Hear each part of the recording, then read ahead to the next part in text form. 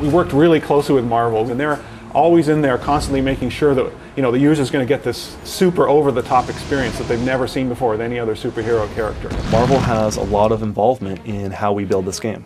Marvel is responsible for the character. They want to make sure we treat it right. He's still green, right? That's true, he's still green. And he always wears purple pants, so he has appalling sense in fashion. Right. Yeah, if you know you're going to turn green, the last thing you want to do is wear purple pants.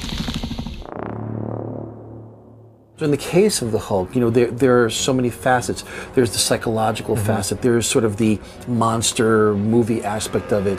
There's the superheroic aspect of it, which is, the colorful big, character that appears in a Marvel comic. The storylines, the concepts that come across in all Hulk stories tell the human story of Bruce Banner, who's dealing with rejection from the world. What's most successful is when the story's really good, when you feel like the moves make sense and that the action's driven by something other than just some carrot in the distance. Given that we're now based off of the comic book, we have just full license to run rampant in the world, whereas when you're dealing with a movie license, you have to stick pretty close to that story. We were fortunate enough to get a very talented writer in Paul Jenkins, who's an award-winning, high-profile comic book writer. Paul Jenkins was our writer, and he wrote the Hulk comic for a couple of years and really brought in some dark elements, especially around the inner torment of Banner. He's just a wonderful writer.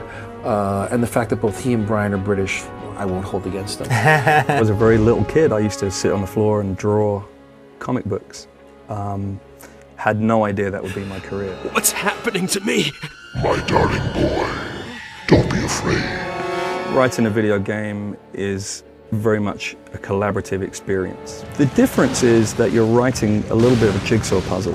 You have to adapt every other 5 minutes. We have a new technical problem, the technology's changing, there's a new game engine, and every time that happens, you as a writer have to be able to adapt to the change. He's an amazing character, he's very enduring, obviously people have loved him for a very long time, but there's an aspect to him that we don't understand. It's not very often that we get that much rage. So working with the Hulk itself is actually a way of exploring your own anger or inner rage.